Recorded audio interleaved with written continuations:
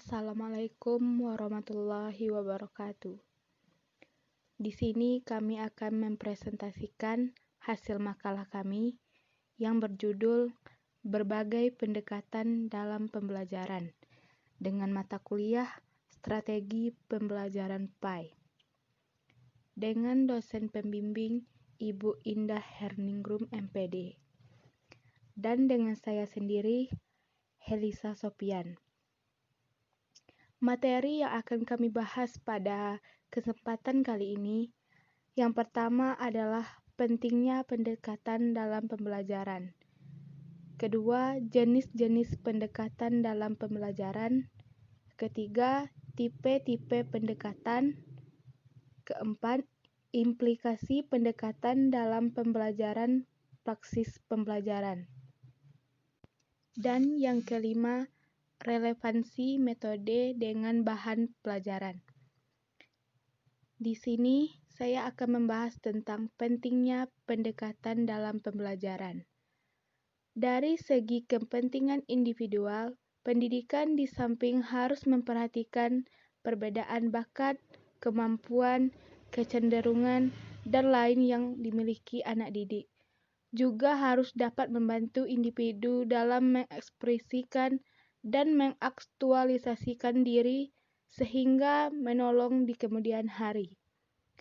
Dan dari segi kepentingan masyarakat adalah pendidikan yang lebih merupakan media atau sarana yang berfungsi menyalurkan gagasan, pemikiran, nilai-nilai budaya, agama, sistem politik, ilmu pengetahuan, dan lain sebagainya yang selalu diakui oleh masyarakat dan negara.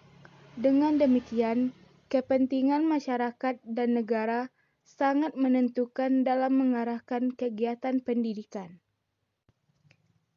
Dan yang kedua, jenis-jenis pendekatan dalam pembelajaran. 1. Pendekatan individualistik. Pendekatan individualistik adalah sebuah pendekatan yang bertolak pada asumsi bahwa peserta didik memiliki latar belakang perbedaan dari kecerdasan, bakat, kecenderungan, motivasi, dan sebagainya. 2. Pendekatan kelompok. Pendekatan kelompok adalah sebuah pendekatan yang didasarkan pada pandangan bahwa pada setiap peserta didik terdapat perbedaan-perbedaan dan persamaan-persamaan antara satu dan yang lainnya. Yang ketiga, pendekatan campuran. Pendekatan campuran adalah sebuah pendekatan yang bertumpu pada upaya mengenergikan keunggulan yang terdapat pada pendekatan individual dan keunggulan yang terdapat pada pendekatan kelompok. Dan yang terakhir dari jenis-jenis pendekatan dalam pembelajaran adalah pendekatan edukatif. Pendekatan edukatif ini adalah suatu pendekatan yang dilakukan guru terhadap anak didik yang bernilai pendidikan dengan tujuan untuk mendidik anak didik agar menghargai norma hukum, norma susila, norma.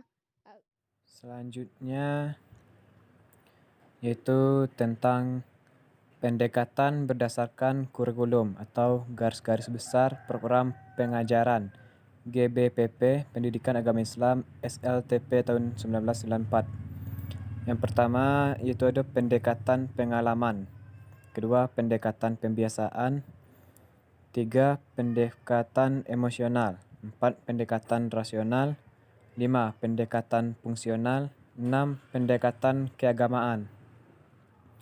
Tipe-tipe pendekatan. 1. Tipe pendekatan kontekstual, 2. Konstruktivisme, 3. Dedukatif, 4. Induktif, 5. Konsep, 6. Proses, 7. Sains, teknologi, dan masyarakat. Selanjutnya itu implikasi pendekatan pembelajaran dalam praksis pembelajaran. 1. Pendekatan langsung. 2. Pendekatan diskusi. 3. Pendekatan pengalaman. 4. Pendekatan berbasis masalah. Dan yang terakhir itu pendekatan simulasi. Selanjutnya, relevansi metode dengan bahan pelajaran. Dalam proses belajar mengajar, seorang guru harus menyampaikan atau mengerjakan sesuatu bahan kepada muridnya.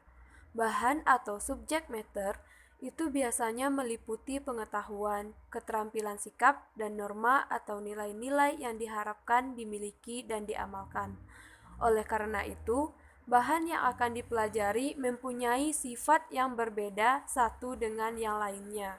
Maka untuk setiap jenis bahan memerlukan jenis belajar sendiri.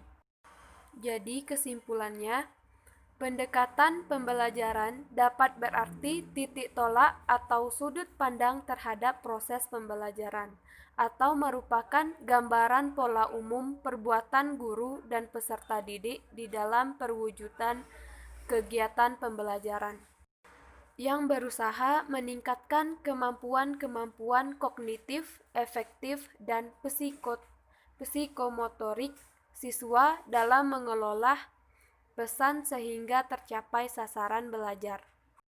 Dalam proses belajar mengajar, seorang guru harus menyampaikan atau mengerjakan sesuatu bahan pada murid. Dalam bahan yang akan guru ajarkan pasti mempunyai sifat yang berbeda satu dengan yang lainnya. Maka untuk setiap jenis bahan memerlukan jenis belajar sendiri. Di antaranya, bahan yang memerlukan pengamatan, bahan yang memerlukan keterampilan atau gerak tertentu, bahan yang mengandung materi hafalan, bahan yang mengandung unsur emosi. Sekian dari video ProPoint dari kelompok 4.